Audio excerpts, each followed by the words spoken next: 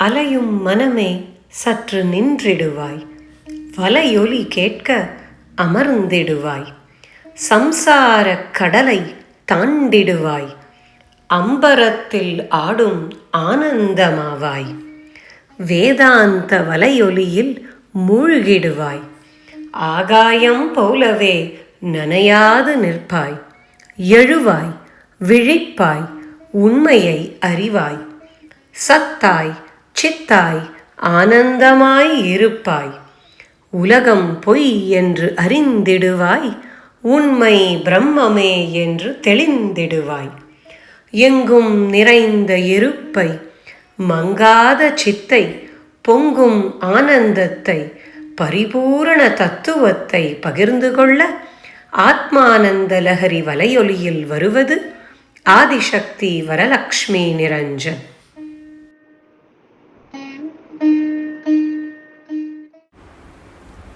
அகத்தாமரை மலர் மீதுரை அருணாச்சல ரமணன், நகைத்தானுற விழித்தானர செகுத்தான் எனதுயிரை, மிகத்தானருள் சுரந்தானென முகவாபுரி முருகன், ஜகத்தாருய வகுத்தான் முறை திருவாசக நிகரே. ஓம் நமோ பகவதே ஸ்ரீரமணாய. அறிவே அருளே அழகே அகமே அதுவே ரமணா சரணம் சரணம், எது நான் அறிய எனவே தெரியும் அதுவே ரமணா சரணம் சரணம், மனமும் நினைவும் செயலும் பொருளும் அதுவே ரமணா சரணம் சரணம், தெளிவே தரவே விழியே அருளே அதுவே ரமணா சரணம் சரணம், விழியே வழியே விழியே கருணை அதுவே ரமணா சரணம் சரணம், உடலே உயிரே மனமே இலதே அதுவே ரமணா சரணம் சரணம், மதியே மனதின் குணமே செயலே அதுவே ரமணா சரணம் சரணம், முதலே முடிவே இடையே உனதே அதுவே ரமணா சரணம் சரணம். நமோ ரமணா. நாம் இந்த பதிவில் ரமண மகர்ஷியுடைய நான் யார் அந்த கட்டுரையை, அந்த சாதன முறையை, அவருடைய அந்த அறிவுரையை படித்து புரிந்து கொள்ளலாம் அப்படின்னு முயற்சிக்கிறோம். இதில் முக்கியமாக சொல்ல வேண்டியது என்னென்னா, இந்த பதிவை நான் இப்போது திருவண்ணாமலையில் பகவான் ரமணாசிரமத்தில் உட்காண்டுண்டு பண்ணுறதுங்கிறது பகவானுடைய கிரேஸ். இப்படி நடக்குங்கிற ஒரு எண்ணமோ ஒரு அதுக்காக ஒரு முயற்சியோ இல்லாமல் அவரே அதை நடத்தி காட்டும் பொழுது இந்த பதிவு இப்படித்தான் நடக்கணும் அப்படின்னு பகவானுடைய எண்ணம் அப்படிங்கிறது ரொம்ப தெளிவாக புரியுறது. நம்ம பாட்காஸ்ட்டில் அடுத்தது என்ன தலைப்பு போடலாம் அப்படின்னு, என்ன புத்தகத்தை பற்றி, என்ன டெக்ஸ்ட்டை படிக்கலாம், என்ன தலைப்பை எடுத்துக்கலாம் அப்படின்னு நம்ம கேட்ட பொழுது ஒன் ஆஃப் த ஸ்டூடெண்ட்ஸ் நான் யார் அதை பற்றி பேசுகிறேடா அப்படின்னு கேட்டபோது பண்ணலான்னு ஒரு எண்ணம் வந்தது தான். ஆனால் இந்த பதிவை இங்கே திருவண்ணாமலையில் நடத்த வைக்கிறது பகவானுடைய அருள். அதனால் அந்த சிறப்பு அம்சத்தோட இந்த பதிவை நான் தொடங்குகிறேன்.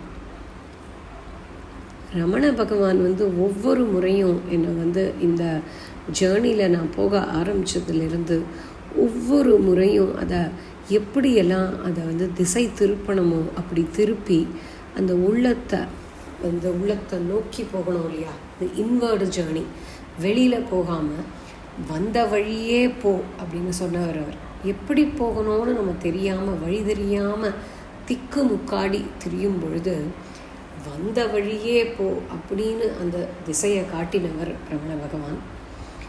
சாந்தோக்கிய உபனிஷத்தில் ஸ்வேதகேத்துக்கு தத்துவமசியை சொல்லும் பொழுது, உத்தாலகர் சொல்லும் பொழுது ஒரு பகுதி வருது. அதில் அந்த ஜீவன்கிறது ஒரு காட்டில் மாட்டி தவிக்கிறான். அவன் பணங்களெல்லாம் எடுத்துட்டு தன்னுடைய வீட்டுக்கு போகணும்னு போகும்பொழுது அந்த ஒரு ஆள் ஒரு காட்டுக்குள்ளே மாட்டிடுறான். அப்போது அவனை திருடர்கள் அவன்கிட்ட இருக்கிற பணத்தெல்லாம் பிடுங்கிட்டு அவன் கையை காலெல்லாம் கட்டி அவனுடைய கண்ணையும் கட்டி அவனை படுகுழியில் தள்ளிடுறா. அப்போ அவனுக்கு எங்கே இருக்கோன்னே திசையே தெரியாமல் தவிக்கிறான். அப்போ அவன் கதறான், யாராவது என்னை காப்பாற்ற மாட்டேளா அப்படின்னு அவன் கதறான். அப்போது குரு அப்படிங்கிறவர் அவனுடைய கண்ணில் இருக்கிற அந்த கட்டை நீக்கிட்டு, அவனுடைய அந்த கை காலெல்லாம் கட்டப்பட்டிருக்கே அதையெல்லாம் நீக்கிட்டு அவனுக்கு திசையை காட்டுறார். அவன் காந்தார பிரதேசத்துலேருந்து வரான். அப்போ அந்த காந்தார பிரதேசங்கிறது இந்த வழியில் இருக்குது அப்படின்னு குரு பகவான் காட்டுறார் அப்படின்னு ஒரு பகுதி வருது. அதாவது இந்த சம்சாரங்கிறது, இந்த தேகங்கிறது நமக்கு ஒரு சிறை.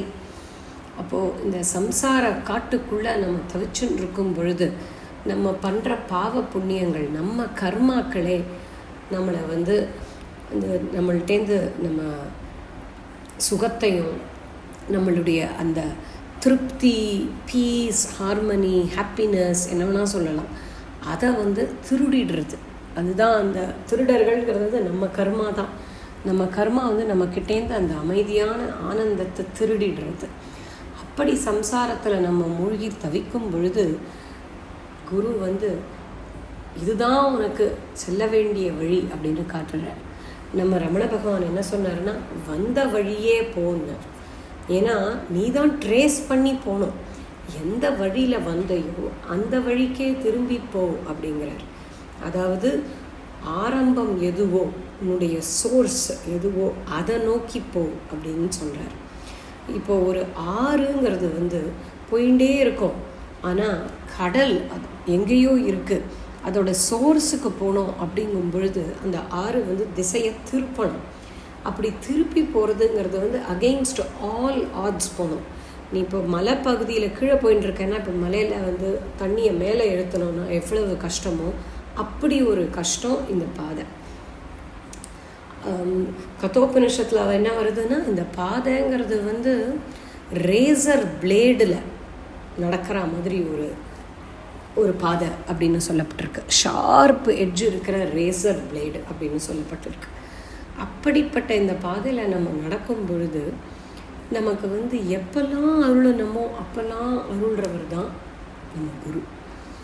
நான் இந்த பாதையை எடுத்து படிக்க ஆரம்பிக்கும் பொழுது முதல்ல தத்துவபோதா படித்தேன். தத்துவபோதாவை கேட்டு ஸ்ரவணம் பண்ணி படித்தப்போ ரொம்ப புரிஞ்சா மாதிரி தான் இருந்தது. ஏன்னா நம்ம உடம்பில் இருக்கிற இதெல்லாம் எப்படி வருது, கர்மேந்திரியங்கள் எப்படி, ஞானேந்திரியங்கள் எப்படி, அப்படி இருக்கும். அதுக்கப்புறம் ஆத்மபோதா அப்படிங்கிற அந்த ஆதிசங்கரருடைய புத்தகத்தை எடுத்தப்போ ஒன்றுமே புரியல, தலையும் புரியல, காலும் புரியல, சமஸ்கிருதமும் புரியல, இங்கிலீஷில் படித்தா அதுவும் புரியல, கேள்வி ஞானம் அதுவும் புரியல. அப்போ தான் எனக்கு முதல்ல ரமணர் அறிமுகமானார். ஆத்மபோதம் அப்படின்னு ஒன்று ரமணர் தமிழில் ஆத்மபோதத்தை எழுதியிருக்கார். அது என் கைக்கு கிடச்சிது. அதுக்கப்புறம் மெல்ல மெல்ல உபதேச சாரம், உள்ளது 40, அப்புறம் அவருடைய அந்த நான் யார், இதெல்லாம் படிக்க அவருடைய அந்த சாதனை முறையை பற்றி புரிஞ்சுக்க நம்ம கேட்குற அந்த தத்துவ விளக்கங்கள் இன்னும் சுலபமாக புரிய ஆரம்பிச்சது.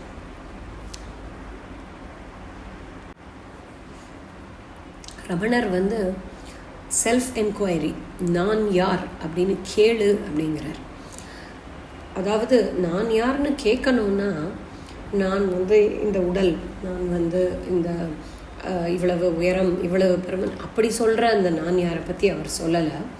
உண்மையான நான் யார் அப்படின்னு கேளுங்கிறார். அப்போ அதை கேட்கணுன்னா, அந்த சாதனையை பண்ணணுன்னா அதுக்கு ஒரு உத்தமமான அதிகாரித்துவம் இருக்கணும். அந்த உத்தம சாதுக்கள்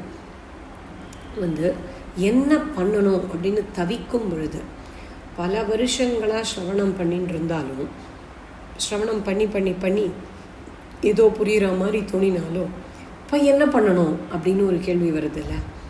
3 வருஷம் கோர்ஸ் பண்ணேன், 5 வருஷம் கோர்ஸ் பண்ணேன், 20 வருஷமாக வேதாந்தம் கேட்டுருக்கேன் அப்படின்னு எல்லாம் சொல்லிட்டு, ஆனால் வாழ்க்கையில் என்ன பண்ணணும், தினப்படி என்ன பண்ணணும், எப்படி வாழ்க்கையை நடத்தணும், பல மற்ற உயிர்களை எப்படி அனுசரித்து போகணும், அதாவது வாக்கிங் த டாக் அப்படின்னு சொல்லுவாள்.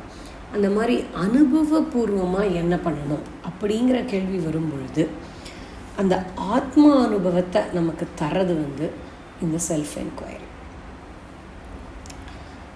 எக்ஸ்பீரியன்ஸ் அப்படின்னு சொல்ல முடியாது, அனுபவம்னு சொல்கிறோம். நம்ம எக்ஸ்பீரியன்ஸ் அப்படின்னு சொன்னோன்னா உடனே நம்மளுக்கு நம்ம ஸ்ரவணத்தில் என்ன கேட்டிருக்கோம், ஆத்மாவை நீ எக்ஸ்பீரியன்ஸ் பண்ண முடியாது அப்படின்னு கேட்டிருக்கோம். அப்போ திரும்பி குழப்பம் வந்துடும்.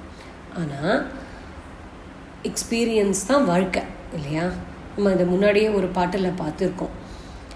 பிறப்பெனில் யாதென கேட்டேன் பிறந்து பாரென பணித்தாய், இறப்பெனில் யாதென கேட்டேன் இறந்து பாரென பணித்தாய், மனையாள் சுகமெனில் யாதென கேட்டேன் மணந்து பாரென பணித்தாய், அனுபவமே எல்லாமெனில் ஆண்டவனே நீ யாரென கேட்டேன், ஆண்டவன் சற்றே அருகு அனுபவமே நான் என்றான் அப்படின்னு ஒரு கண்ணதாசன் பாடல் இருக்குது. அதாவது அனுபவம்தான் வாழ்க்கை. இப்போ நம்ம இந்த மாயைன்னு சொன்னாலும் அனிர்வச்சனீய மாயையில் தான் வாழ்ந்துட்டுருக்கோம். இந்த உலகத்தை நம்ம நேராக பார்க்குறோம். நம்ம ஐம்புலன்களாலும் அதை அனுபவிச்சுட்டு இருக்கோம். அப்போ அனுபவிச்சுட்டு இருக்கும் பொழுது இந்த ஜெகத் மித்யா, பிரம்மைவ சத்தியம் அப்படிங்கிறத புரிஞ்சுண்டு, மித்யானாலும் மித்யா உலகத்தில் மற்ற ஜீவராசிகளோட நாம் எப்படி இருக்கணும், நாம் யாருங்கிறத எப்படி புரிஞ்சுண்டு, ஆனால் நம்ம ரோல் பிளேயை எப்படி பண்ணணும் அப்படிங்கிறது தானே பெரிய கேள்வி. $1 மில்லியன் இல்லை, $1 பில்லியன் கூட சொல்லலாம். அப்படிப்பட்ட கேள்வி வரும்பொழுது அந்த கேள்வியை நமக்கு சாதனையாக கொடுத்து அந்த ஆத்மானுபவத்தை உணர்றதுக்கு, அந்த பரிபூரணத்தை உணர்றதுக்கு பகவான் ரமணர் மகரிஷி அருளியது தான் இந்த நான் யார் அப்படிங்கிற இந்த பகுதி. இந்த கட்டுரைன்னு சொல்லலாம், இல்லைனா இந்த அறிவுரை, அவரோட டீச்சிங் அப்படின்னு சொன்னோன்னா, இது அவர் 22 வயசில் எழுதினது. ரமண மகரிஷியை பற்றி நம்ம எல்லாருக்கும் தெரியும். 16-17 வயசில் அவர் தான் இறந்து விட்டதாக நினைத்து அந்த தேகத்திலிருந்து வெளியே அப்போவே அவருக்கு அந்த தேகம் நான் இல்லை அப்படிங்கிறத தெரிஞ்சுண்டு மேற்கொண்டு நான் யார் என்பதை புரிஞ்சுக்கிறதுக்காகவும் ஞானத்தை அடைவதற்காகவும் அவர் மதுரையிலேருந்து கிளம்பி திருவண்ணாமலை திருவண்ணாமலையில் தவம் செய்து ஞானம் அடைந்தார்ங்கிறது எல்லாருக்கும் தெரிஞ்சது. மௌனமாகவே அவருடைய சந்நிதியே மற்றவாளுக்கு அமைதியையும் ஆனந்தத்தையும் கொடுத்தது அப்படிங்கிறதையும் நம்ம பரிபூர்ணமாக பார்க்குறோம். இன்றைக்கும் இந்த ரமண மகரிஷி அவருடைய ஆசிரமத்தில் உட்கார்ந்து இருக்கும்போது அப்படி ஒரு அமைதி மனசுக்கு இருக்குது. அப்பேற்பட்ட மகான் 22 வயசில் எழுதின இந்த கிரந்தத்துக்கும் பின்னாடி அவர் மகாநிர்வாணம் சமயத்தில் எழுதின கிரந்தத்துக்கும், அதாவது உள்ளது 40க்கும் வித்தியாசமே இருக்காது. சொன்னது ஒரே பேச்சு தான். அன்னைக்கு சொன்னது 22 வயசில் சொன்ன நான் யாரும் 71வது வயசுக்கிட்ட சொன்ன உள்ளது 40லேயும் அதே கருத்து தான் இருக்குது. ஏன்னா ஆத்மாங்கிறதுக்கு மாற்றமே கிடையாது. அப்படிப்பட்ட இந்த பூரண தத்துவத்தை ஒரு முறை உதிச்சதுன்னா அது சூரியன் அப்படி ஒரு பிரகாசம் இருக்கும். அப்பேற்பட்ட இந்த கிரந்தத்தை நாம் பார்க்க போகிறோம். இந்த கிரந்தத்தை நமக்கெல்லாம் அருளி செய்தது யார் அப்படின்னா பகவான் ரமண மகரிஷி. ஆனால் அவர் மூலமாக நமக்கு இதை ஒரு கிரந்தமாக கொடுத்தது. அவர் மௌனமாக இருந்தார். ஆனால் அப்போ அவர்கிட்ட கேள்விகளை கேட்டு கேட்டு அவர் பதிலை சொல்ல சொல்ல அதையெல்லாம் ஒரு காகிதத்தில் எழுதி எழுதி எழுதி எழுதி அதுக்கப்புறம் அதை தொகுத்து ஒரு புத்தகமாக வெளியிட்டு, அதை வெளியிடுறதுக்கு முன்னாடி பகவான் ரமண மகரிஷி கிட்டேந்து அதுக்கான அருளை பெற்று, அவர் என்ன திருத்தங்கள் செய்யணுமோ அதையும் திருத்த பெற்று பதிவு பெற்று பண்ணது தான் இந்த புத்தகம். இதை முதல்ல நமக்கு கொடுத்தது இந்த மாதிரி கேள்விகளெல்லாம் கேட்டு தொகுத்து கொடுத்தவர் பேர் சிவப்பிரகாசம் அப்படிங்கிற பேர். சிவப்பிரகாசம் பிள்ளை அப்படிங்கிற ஒரு அன்பர். அதாவது 1901 இல்லை 1902 அந்த சமயத்தில் மகரிஷியை கேட்டு அவர் எழுதி, அந்த வினாக்கு பதிலாக எழுதி, எப்படி குரு சிஷ்ய பரம்பரையில் எப்படி கேள்வி பதிலோடு இருக்கணுமோ அதை நமக்கு கேட்டு வாங்கி கொடுத்தவர் இந்த சிவப்பிரகாசம் பிள்ளை. அவர் அதுக்கப்புறம் இந்த பல பதிப்புகள் வந்துடுத்து, 26 பதிப்பாக வந்திருக்கு. இந்த சிவப்பிரகாசம் பிள்ளையை பற்றி தெரிஞ்சுக்கணுன்னா, அவர் அப்படி ஒரு எளிமையானவர். இப்பேற்பட்ட கிரந்தத்தை நம்மளுக்கெல்லாம் கொடுத்தாலும் அவரை பற்றி வெளி உலகத்துக்கே தெரியாத அளவுக்கு தன்னை தானே மறைச்சு, அதாவது குரு தான் முக்கியம்னு குருவை பற்றி மட்டும்தான் நமக்கு தெரியும். அப்படி ஒரு எளிமையாக காலத்தை தள்ளி கடைசியில் அவர் இந்த தேகத்தை விட்டு போன பொழுது ரமண பகவான் சொன்னாராம், சிவப்பிரகாசம் சிவப்பிரகாசமானார் அப்படின்னு சொன்னாராம். அப்படி ஒரு எளிமை நம்ம ரமணருடைய பக்தர்கள் எல்லார்கிட்டையுமே நம்ம பார்க்கலாம். அந்த சிவப்பிரகாசம் பிள்ளை அவர்களையும் நம்ம இப்போ மனசால் நினச்சிண்டு இந்த கிரந்தத்துக்குள்ளே நுழைவோம். ரமண மகரிஷி எடுத்த உடனேயே இந்த கிரந்தத்தை எப்படி ஆரம்பிக்கிறாருன்னா, நம்ம இதை படிக்கலாம். இதை இதோடைய பிடிஎஃப்பையும் நான் உங்களுக்கெல்லாம் ஷேர் பண்ணுறேன் தமிழ்லையே. ரொம்ப ட்ரையாக தான் இருக்கும். முடிஞ்ச வரைக்கும் அதை எப்படி புரிஞ்சுக்கிறதுன்னு பதச்சேதம் பண்ணி புரிஞ்சுப்போம். நிறைய சம்ஸ்கிருத வார்த்தையும் கலந்து இருக்கும். ஆனால் ஏற்கனவே தத்துவபோதா படித்து இல்லை வேதாந்தம் சம்ஸ்கிருதம் படித்தவாளுக்கு இன்னும் கொஞ்சம் சுலபமாக இருக்கும். ஆனால் சம்ஸ்கிருதமும் வடமொழியும் தமிழும் அந்த காலத்தில் அப்படியே பின்னி பிணைஞ்சிருந்ததுனால இதில் நிறைய சம்ஸ்கிருத வார்த்தைகள் இருக்கும். பிற்காலத்தில் அவர் எழுதின உள்ளது நாற்பதுலாம் தூய தமிழ் வெண்பாவாக இருந்தது. இந்த கட்டுரையில் சம்ஸ்கிருத வார்த்தைகள் இருக்கும். அந்த முன்னுரையோட முதல் பகுதியை படிப்போம். நான் யார்? சகல ஜீவர்களும் துக்கம் என்பது இன்றி எப்போதும் சுகமாயிருக்க விரும்புவதாலும், யாவருக்கும் தன்னிடத்திலேயே பரம பிரியம் இருப்பதாலும், பிரியத்திற்கு சுகமே காரணமாதலாலும், மனமற்ற நித்திரையில் தினம் அனுபவிக்கும் தன் ஸ்வபாவமான அச்சுகத்தை அடைய தன்னைத்தான் அறிதல் வேண்டும். இதுதான் ஒரு சென்டென்ஸ், ஒரு வாக்கியம். இது அடுத்த வாக்கியம், அதற்கு நான் யார் என்னும் ஞான விசாரமே முக்கிய சாதனம் அப்படின்னு முன்னுரை கொடுக்குறார். இதுவே ஒரு லோடட் சென்டென்ஸ். இதை நம்ம பிரித்து படிச்சுக்க முயற்சி பண்ணுவோம். முதல்ல எடுத்த உடனேயே இப்போ நம்ம படித்தோம், பல கிரந்தங்கள் படிக்கும் பொழுது அனுபந்த சதுஷ்டயம் அப்படின்னு 4 சொல்லணும். அதாவது இந்த கிரந்தங்கிறது யாருக்கு, இதில் என்ன சொல்லப்பட்டிருக்கு, இதனால் என்ன பிரயோஜனம், அப்புறம் அந்த என்ன கனெக்ஷன் அப்படிங்கிறத அந்த 4த்தையும் சொல்லிடணும். அதான் அனுபந்த சதுஷ்டயம். இப்போ இது யாருக்கு சொல்லப்பட்டிருக்கு? முதல்ல எடுத்த உடனே ஆரம்பிக்கிறார், சகல ஜீவர்களுக்கும் சொல்லப்பட்டிருக்கு. ஏன் சொல்லப்பட்டிருக்கு? சகல ஜீவர்களும் துக்கம் அப்படிங்கிறது இல்லாமல் எப்போதும் சுகமாக இருக்கணும். ஏன்னா இப்போ யாருக்கிட்டையாவது போயிட்டு டு யூ வாண்ட் ஹாப்பினஸ் அப்படின்னு கேட்டால் யாராவது நோன்னு சொல்லுவாளா? எல்லோரும் எஸ் தான் சொல்லுவாள். சரி, how long you want the happiness அப்படின்னு கேட்டால் ஃபார் எவர் அப்படின்னு தான் நம்மக்கிட்ட பதில் வரும். 5 நிமிஷத்துக்கு சந்தோஷமாக இருந்தால் போகாது இல்லையா? எப்போதும் சுகமாக இருக்கணும். அது சகல ஜீவர்களுக்கும் இருக்கக்கூடிய ஒரு விருப்பம். அப்படி இந்த விருப்பம்னு சொல்லும் பொழுது இது நேச்சுரலாக வந்திருக்கிற விருப்பம். இது நம்ம கல்டிவேட் பண்ண டிசையர் இல்லை. இது அப்படியே எப்படி பசிங்கிறது இருக்கோ, தாகம்னுங்கிறது இருக்கோ, அந்த மாதிரி இந்த சுகம் வேணும் அப்படிங்கிற அந்த எண்ணமும், யாவருக்கும் தன்னிடத்திலேயே பரம பிரியம் இருப்பதாலும், இது நம்ம அப்படியே யாக்ஞவல்கியருடைய சம்பாஷணைக்கு போகலாம். என்ன சொல்கிறார் அவர் மைத்ரேயி கிட்ட சொல்லும் பொழுது, ஆத்மனஸ்து காமாய சர்வம் பிரியம் பவதி அப்படிங்கிற. நம்ம பண்ணுற ஒரு விஷயங்களும் நமக்கு நாமே பிரியம் இருக்கிறதுனால தான் பண்ணுறோம்.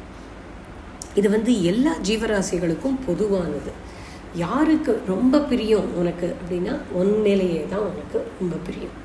இல்லை நான் என் மனைவியை ரொம்ப பிரியமாக இருக்கேன், இல்லை என் கணவர் மேலே தான் எனக்கு பிரியம், இல்லை என் குழந்தைகள் மேலே தான் எனக்கு பிரியம் அப்படின்னா, குழந்தைகள் மேலே இருக்கிற பிரியம் எதனால்?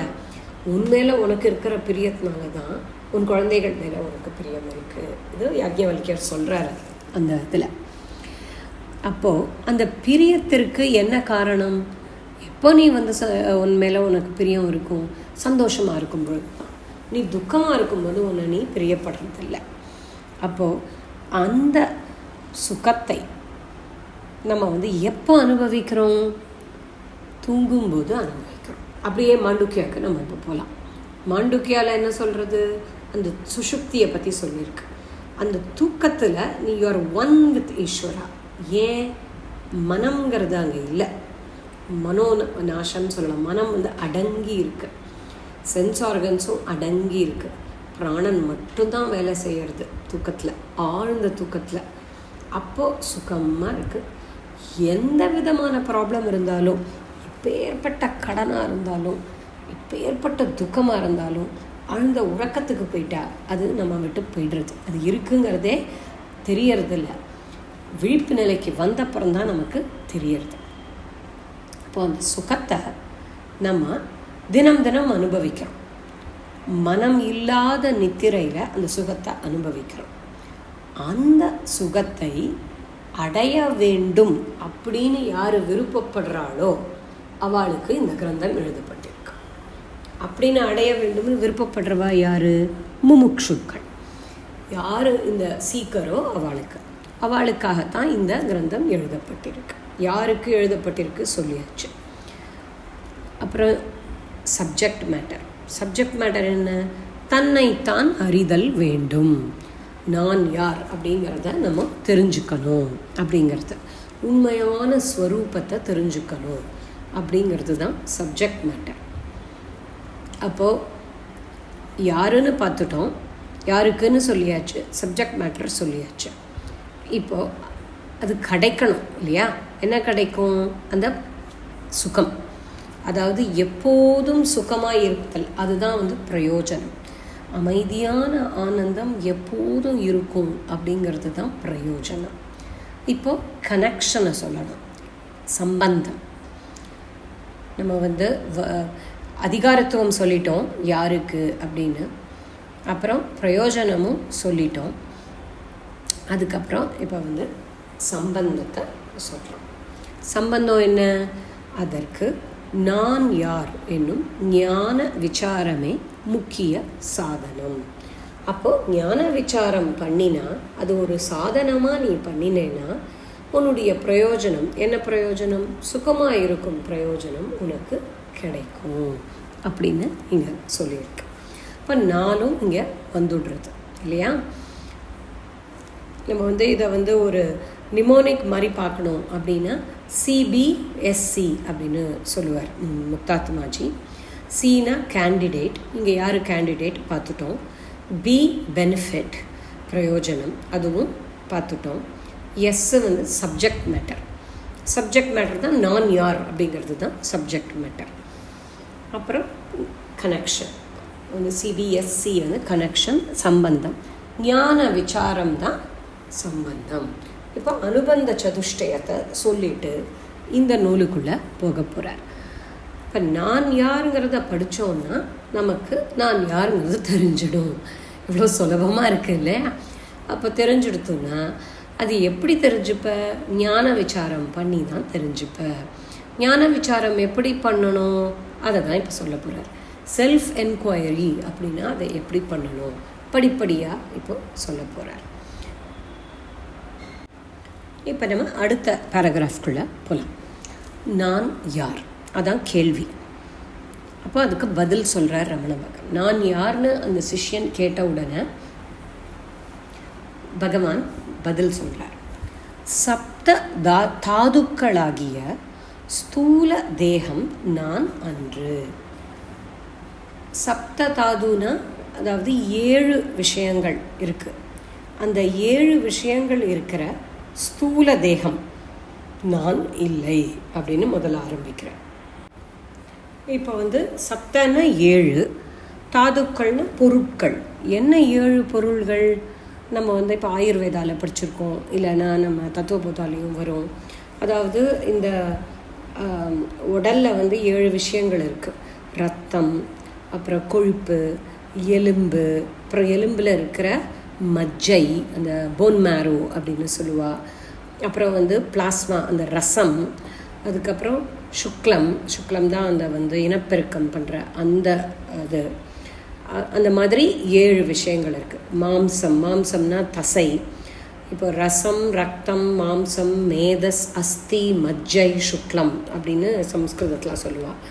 அந்த 7 விஷயங்கள் இதுதான் நம்மளோட உடலை பின்னி பிணைச்சு, இப்போ நம்ம அனாட்டமியில் பார்த்தோன்னா இந்த பிரிச்சுடலாம் இல்லையா? டிஷ்யூ, போன் மேரோ, பிளட்டு, பிளாஸ்மா, அந்த மாதிரி சொல்கிறது தான் இங்கே இவர் இப்போ சொல்கிறார். அந்த 7 விஷயங்கள் சேர்ந்து இருக்கிறது என்ன? இந்த ஸ்தூல உடம்பு. இந்த உடம்பு நான் இல்லை. ஏன் அப்படி ஆரம்பிக்கிறார் அப்படின்னு நம்ம யோசித்தோம்னா, இந்த நான்கிறது மாற்றமே இல்லாதது. எது மாறிண்டே இருக்கோ அது நான் இல்லை. நேற்று இருந்த உடம்பு இன்றைக்கி இல்லை. நம்ம வளர வளர வயதாக ஆக தலை நரைக்கிறது, முட்டி வலிக்கிறது, முதுகு வலிக்கிறது, இப்போ முதுகில் அந்த ஆஸ்டியோபோரோசிஸ் வருது.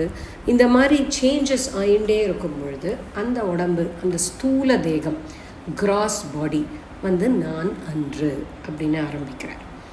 அதுக்கப்புறம் சப்த, ஸ்பரிச, ரூப, ரச, கந்தம் எனும் பஞ்ச விஷயங்களையும் தனித்தனியே அறிகின்ற ஸ்ரோத்ரம், துவக்கு, சக்ஷுஸ், ஜிஹ்வை, கிராணம் என்கிற ஞானேந்திரியங்கள் 5 நான் அன்று அப்படிங்கிற.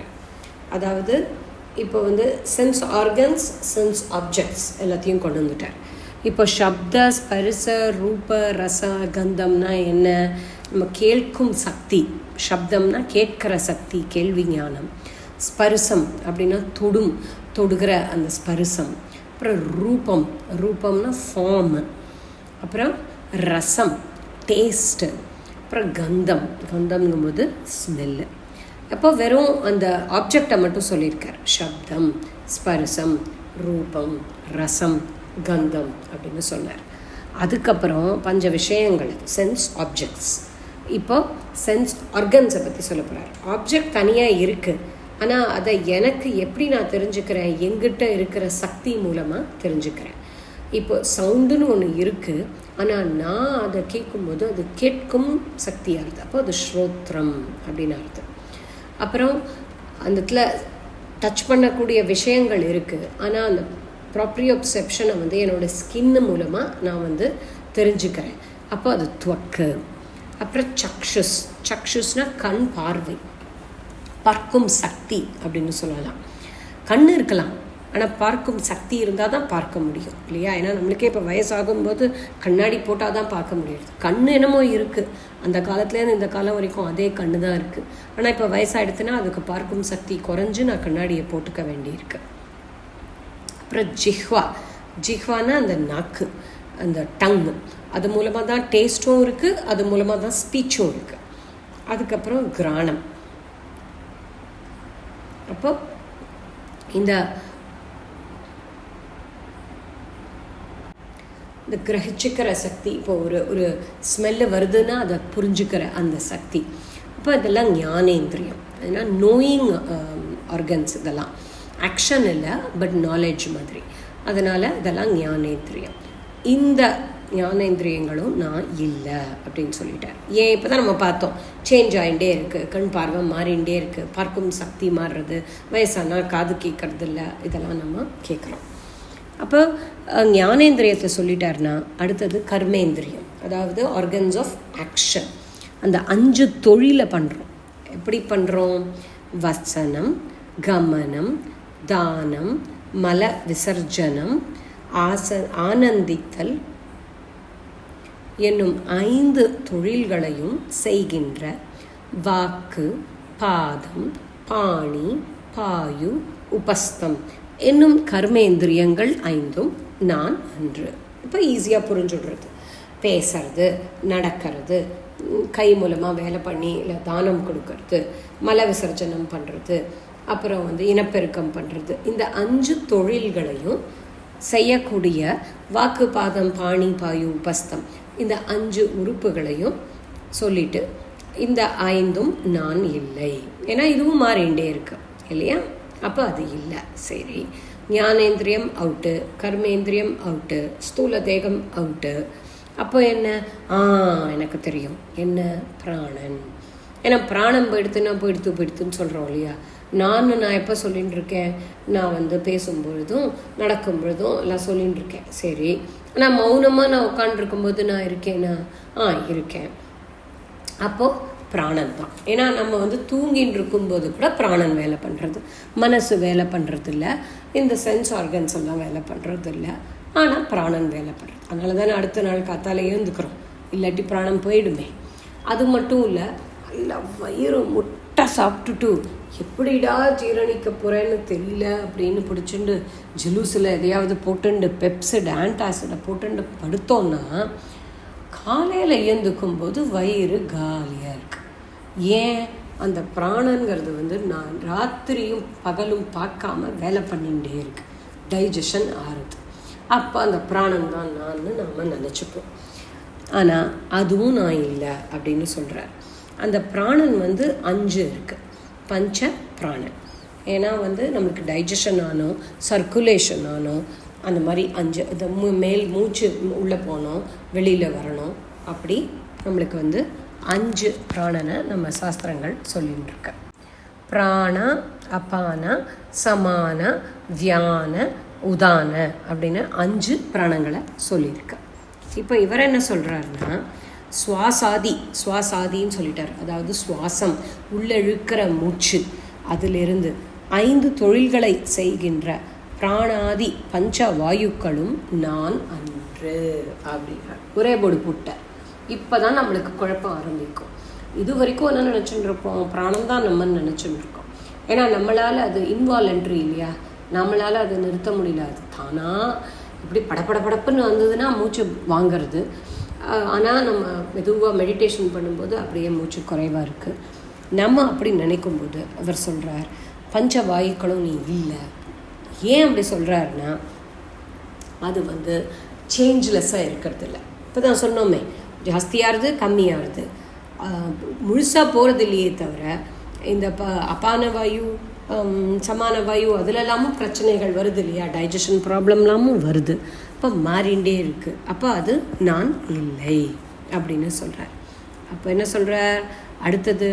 சர்வ விஷயங்களும் சர்வ தொழில்களும் அற்று, இந்த விஷயங்கள் எதுவுமே இல்லாமல், தொழில்கள் எதுவுமே இல்லாமல், விஷய வாசனைகளுடன் மாத்திரம் பொருந்தி இருக்கும் அஜ்ஞானமும் நான் அன்று. ஒரே போடு போட்டுட்டேன். ஏன்னா பிராணனும் நான் இல்லைன்னா நம்ம என்ன நினச்சிப்போம்? எனக்கு ஒன்றுமே தெரியலப்பா, நான் ஒரு அஜ்ஞானி அப்படின்போம். ஏன்னா அது ஒரு எஸ்கேப்பிசம்.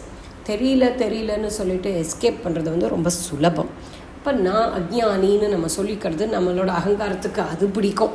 இந்த அகங்காரத்துக்கு என்ன பிடிக்கும்னு கேட்டேன்னா, ஒரு சில சமயம் நான் அப்படியே பீத்திக்கும். நான் தான் செஞ்சேன், நான் தான் அனுபவிக்கிறேன், நான் தான் best, east or west, I am the best அப்படிங்கும். மற்ற நேரத்தில் என்ன பண்ணும்? அப்படியே செல்ஃப் லோத்து. நான் அஜ்ஞானி, எனக்கு ஒன்றுமே தெரியாது, எனக்கு மோட்சம்லாம் இந்த ஜென்மத்தில் கிடைக்காதுப்பா, எத்தனை வருஷமாக படிச்சுன்னு இருக்கேன், புரியல, என்னால் எதையுமே மெமரைஸ் பண்ண முடியல, நான் அஜ்ஞானி, நான் அல்பம், அப்படியே சொல்லின்னு இருக்கோம். அதுவும் அகங்காரம் தான். இவர் என்ன சொல்கிறாருன்னா, இந்த விஷயங்கள் எதுவுமே, அதாவது இந்த சென்ஸ் ஆப்ஜெக்ட்ஸ் எதுவுமே இல்லாமல், கர்மேந்திரியங்கள் ஞானேந்திரியங்கள்னு ரெண்டுமே இல்லாமல், சர்வ தொழில்களும் அற்று விஷய வாசனையோடு மட்டும். ஏன்னா அந்த வாசனை இருக்கிறதுனால தான் நமக்கு மேலும் மேலும் இந்த ஆசைங்கிறது வருது இல்லையா? இந்த டிசையருங்கிறது வாசனையால் தான் வருது. அந்த விஷய வாசனையோடு எது உட்காந்துருக்கு? இந்த காரண சரீரம், அதாவது அந்த அஜ்ஞானம், அது போய் ஒட்டின்னு இருக்கு, அப்படியே ஐடென்டிஃபை பண்ணின்னு இருக்கு, பொருந்தி இருக்குது அப்படின்னு போட்டிருக்காரு. அப்படி பொருந்தி இருக்கிற அஜ்ஞானமும் நான் அன்று அப்படின்னு சொல்லிட்டேன். இப்போ நேத்தின்னு ஆரம்பிக்கிறார். அப்போ நம்ம போய் மெடிடேட் பண்ணும் பொழுது, கான்டெம்ப்ளேட் பண்ணும் பொழுது, நிதித்தியாசனம் பண்ணும் பொழுது ஒன்றொன்றுத்தையும் இப்படி நெகேட் பண்ணிகிட்டே வரணும். ஸ்தூல தேகம் நான் இல்லை, சட்டில் பாடி நான் இல்லை. சட்டில் பாடியில் என்னெல்லாம் இருக்குது? கர்மேந்திரியம் இருக்குது, ஞானேந்திரியம் இருக்குது, பஞ்ச பிராணா இருக்குது, அது நான் இல்லை. கிராஸ் பாடி நான் இல்லை, சட்டில் பாடி நான் இல்லை. அப்போ உள்ள என்ன? காசல் பாடி, அதாவது அந்த அஜ்ஞானம், காரண சரீரம், அதுவும் நான் இல்லை அப்படின்னு சொல்லிட்டார். நேத்தி பண்ணி போயிட்டே இருக்கும். இப்போ எங்கேருந்து போகிறோம்? வெளியிலேருந்து உள்ளே போகிறோம். ஏன்னா நம்ம ஆரம்பிக்கிறது ஸ்தூல தேகம், அதுக்கும் வெளியிலன்னா வேர்ல்டு லைஃப்பை விட்டுட்டு தான் நம்ம மெடிடேஷனுக்கு உட்காந்துருக்கோம். உட்காண்டிருக்கும் பொழுது காலேந்து தலை வரைக்கும் ஒரு பாகத்தையும் எண்ணி இது நான் இல்லைன்னு நேத்தி பண்ணிடணும். அப்புறம் சட்டில் பாடி உள்ளே இருக்கிற சென்ஸ் ஆர்கன்ஸை அந்த ஆர்கன்ஸ் ஆஃப் ஆக்ஷனையும், ஞானேந்திரியத்தையும், கர்மேந்திரியத்தையும், பிராணாவையும் யோசிச்சு நெகேட் பண்ணிடணும். அதுக்கப்புறம் உள்ளே இருக்கிற அந்த அஜ்ஞானம், அந்த காசல் பாடி, அதையும் நான் இல்லை அப்படின்னு நம்ம நெகேட் பண்ணணும். அப்படித்தான் இந்த செல்ஃப் என்கொயரியை பண்ணணும் அப்படின்னு இங்கே பார்க்குறோம். நம்ம இதோடு இந்த பதிவை முடிச்சுக்கலாம்.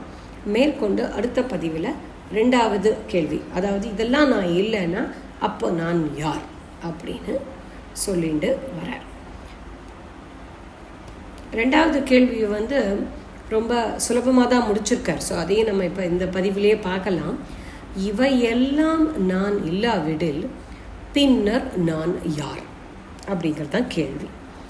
மேற்சொல்லிய யாவும் நான் அல்ல என்று நேத்தி செய்தால், எல்லாத்தையும் நேத்தி பண்ணிட்டேன், அப்போ தனித்து நிற்கும் அறிவே நான் அப்படிங்கிறார். எல்லாத்தையும் நேத்தி பண்ணால் என்ன இருக்கும்? நம்ம உடனே நினச்சிப்போம், எதுவுமே இல்லையே அப்படிம்போம். எதுவுமே இல்லைன்னு சொல்கிறது யார்?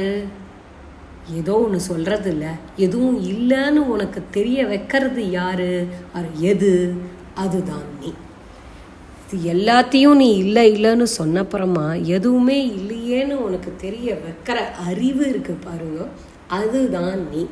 அப்போ ஒன்றும் இல்லைன்னு சொல்ல முடியாது. நீ இருக்க, கும் இருட்டு, ஒன்றுமே தெரியல, வெளிச்சமே இல்லை, பக்கத்தில் யார் இருக்கான்னு தெரியல, ஒரு விதமான ஸ்மெல்லும் வரல, மனுஷ ஸ்மெல்லு வரலை, மண் வாசனை வரலை, ஒன்றும் வரலை.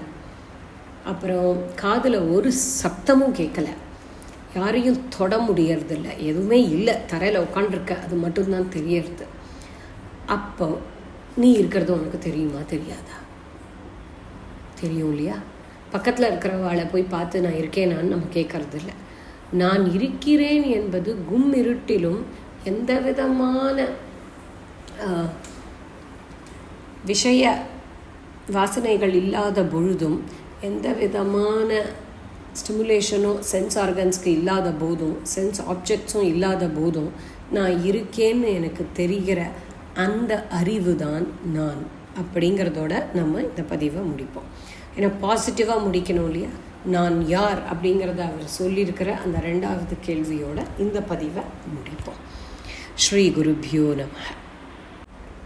ஓம் நமோ பகவதே ஸ்ரீரமணாய. நமோ ரமணா.